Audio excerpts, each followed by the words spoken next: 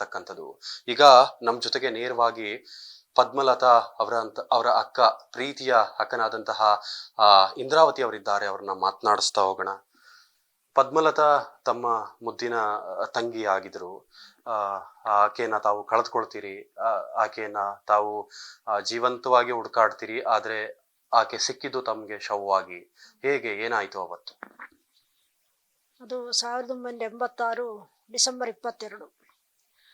ಅವಳು ಹಿರೇ SDM ಕಾಲೇಜಲ್ಲಿ ಕಲಿತಾ ಇದ್ಲು. ಅವತ್ತು ಕಾಲೇಜ್ ಡೇ ಇದೆ 3 ದಿನ ಕಾಲೇಜ್ ಡೇ ಇತ್ತು. ಅದರಲ್ಲಿ ಫಸ್ಟಿನ ದಿವಸ ಕಾಲೇಜಿಗೆ ಹೋಗಿದ್ಲು.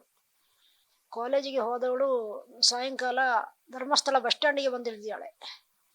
ಮತ್ತೆ ಎಲ್ಲಿ ಹೋದ್ಲು ಅಂತ ಗೊತ್ತಿಲ್ಲ.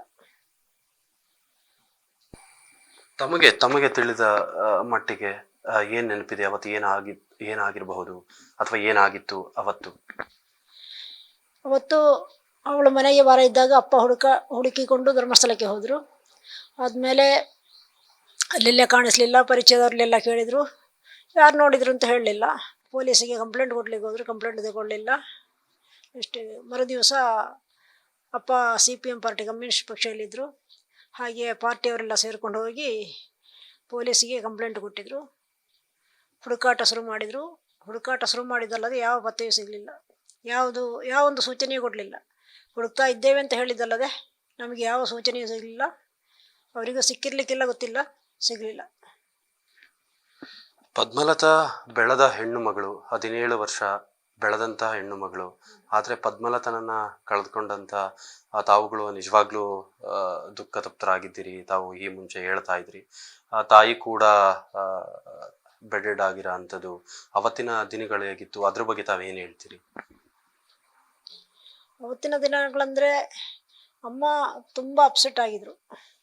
ಅಂದರೆ ಏನು ಕೂಡ ಸ್ಥಿತಿಗೆ ಆಗಿ ಹೋಗಿದ್ರು. ಮತ್ತು ಅಪ್ಪ ಹೋರಾಟದ ಮನೋಭಾವ.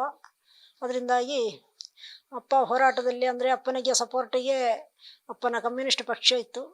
ಪಕ್ಷದ ಕಾರ್ಯಕರ್ತರು ಅಪ್ಪನೊಟ್ಟಿಗೆ ಇದ್ದು ಹುಡುಕಾಟಕ್ಕೆ ಎಲ್ಲ ಸೇರಿದ್ದಾರೆ. ಪೊಲೀಸರ ಹತ್ರ ಹೋಗಿ ಕೇಳಿಕೊಂಡು, ಅಂದರೆ ಈಗಿನ ಹಾಗೆ ಮೀಡಿಯಾಗಳಿಲ್ಲ, ಫೋನ್ ಇಲ್ಲ, ಹೋಗಿ ಕೇಳ್ಕೊಂಡು ಬರ್ತಿದ್ರು. ಅಪ್ಪನ ವಾಪಸ್ ತಂದು ಮನೆಯಲ್ಲಿ ಕಳಿಸ್ತಿದ್ರು ಇವರು. ಹಾಗೆಲ್ಲ ಮುಂದುವರಿತಾ ಇತ್ತು. ತಮ್ಮ ತಂದೆ ಪ್ರಭಾವಿ ಮುಖಂಡರು, ಕಮ್ಯುನಿಸ್ಟ್ ಪಾರ್ಟಿಯ ಪ್ರಭಾವಿ ಮುಖಂಡರು. ಆದ್ರೂ ಕೂಡ ತಮಗೆ ಯಾಕೆ ನ್ಯಾಯ ಸಿಗ್ಲಿಲ್ಲ? ಧರ್ಮಸ್ಥಳದಲ್ಲಿ ನಮಗೆ ಅಂತಲ್ಲ, ಯಾರಿಗೂ ನ್ಯಾಯ ಸಿಗುವುದಿಲ್ಲ. ಹೆಸರಿಗೆ ಮಾತ್ರ ಧರ್ಮಸ್ಥಳ. ಆದರೆ ಅಲ್ಲಿನ ಆಡಳಿತಾಧಿಕಾರಿಗಳು ಮಾಡುವುದೆಲ್ಲವೂ ಅನ್ಯಾಯವೇ. ಅಲ್ಲಿ ಸತ್ಯ ಧರ್ಮಕ್ಕೆ ಬೆಲೆ ಇಲ್ಲ.